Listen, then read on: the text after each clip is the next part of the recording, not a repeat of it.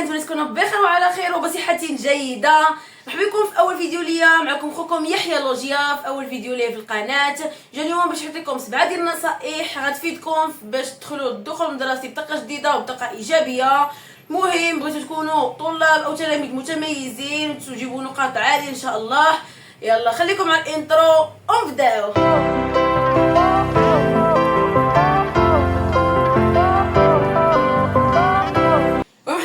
الاصدقاء، المهم غنقول لكم بعدا اول حاجه اللي خصنا نديروها وخصنا نركزوا عليها ضروري هي النوم باكر والاستيقاظ باكرا.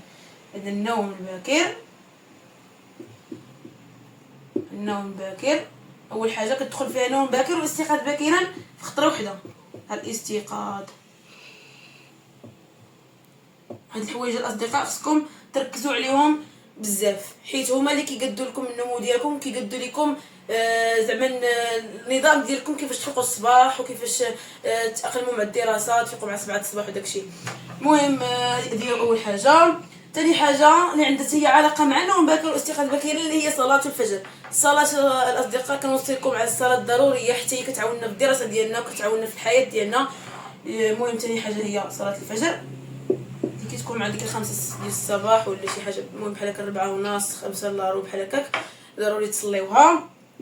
وبالنسبه للناس اللي جايين عندي في هذا الفيديو كيقولوا لي بان جاي دوينا غير على الدراسه بوحدها، انا ما جيتش ندير لكم على الدراسه بوحدها، جاي ندير لكم كيفاش توجدوا الدراسه، كيفاش باش تكونوا واجدين للدراسه. حيت كاين اللي كيدخل الدراسه نيشان كيجي الجو ديال العطله ماشي بحال ديال الدراسه، كيتخربق كيبقى يجي النعاس دغيا. المهم ندوزو ثالث حاجه اللي هي الاكل الصحي وشرب الماء. هادوما عندهم اهميه كبيره في الحياه ديالنا، حيت هما اللي حيت الصحه ما كانش الصحه مزيانه الجسم غادي يكون ما عندوش الطاقه، ما عندوش بروتينات اكيليبري، لي غلوسيد اكيليبري، كل حاجه خص يكون عندك داكشي مزيان. شرب الماء مزيان كيعطيك الطاقه. المهم هادشي هو اللي خصنا نديرو. دوزو رابع حاجه اللي هي الرياضه. الرياضه عندها اهميه كبيره. الرياضه حيت ملي كتقاد الجسم ديالك كتكون عندك واحد الوقفه مزيانه، ما كتكونش حيت في الدراسه خص يكون عندك الجسم ديالك مزيان، يكون عندك الذهن ديالك مزيان، يكون عندك ما كتعيش دغيا، فهمتي؟ كيكون عندك واحد التفكير مزيان، كيكون عندك واحد ما كتعياش. المهم ما كتعياش. خص الرياضه ضروريه في الحياه ديالنا، حيت هي اللي كتنظم لينا شحال من حاجه، الاكل ديالنا وشحال من حاجه. وكنوصيكم تشربوا الماء مزيان كون كديروا الرياضه، وكتنظم لنا بزاف الحوايج في الحياه ديالنا. راه العقل السليم في الجسم السليم. وخامس حاجه يا اصدقاء اللي هي العنايه الشخصيه. العنايه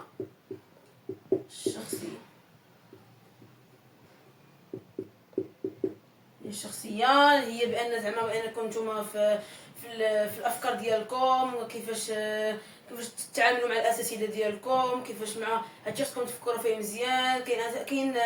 كاين زعما الاساتذه اللي كيدويو على هادشي في يوتيوب ولا اي حاجه، كيدويو عليه كيفاش تكون مزيان مع الاستاذ ديالك، كيفاش الاستاذ ديالك هو انت تولي تعجبك الماده ديالو. المهم خصكم تكونوا نتوما الشخصيه ديالكم اللي تكون قويه، عندكم كاريزما.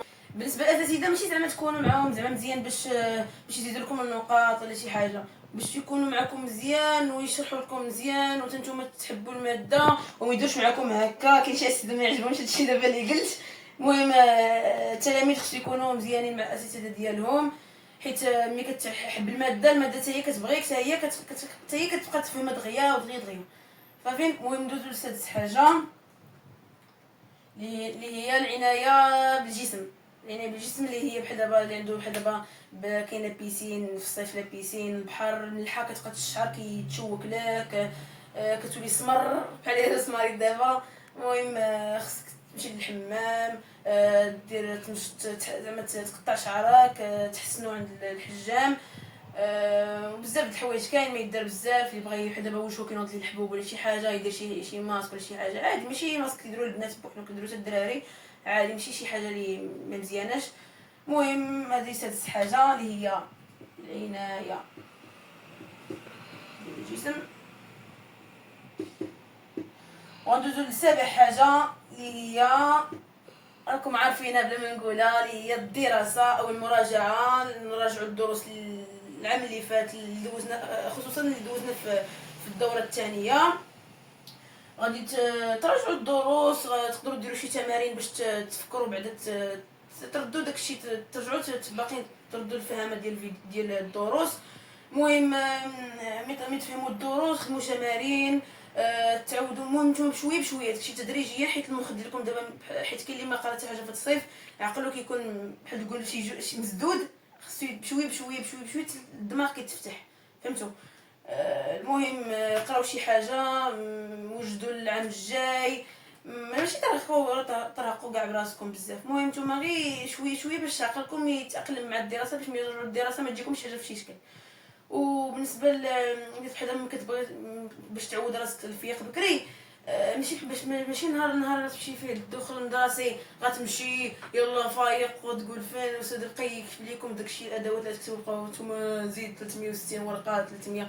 نتوما خاصكم تكونوا فايقين معودين على باش تفيقوا مع 7 الصباح، تفيقوا مع 6 الصباح، تفيقوا مع 5 الصباح باش تصليو الفجر ديالكم. واحد المعلومه هي ماشي معلومه، ولكن ما نقول لكم بان الناس اللي مطورين واللي باغيين يوصلوا في حياتهم لواحد الهدف ديالهم في الاخر العام وداكشي، راهم دابا شادين ستيلو ورقه ولا هازين شي تليفون غادي يصوروا هذا الشيء وغيطبقوه بالحرف.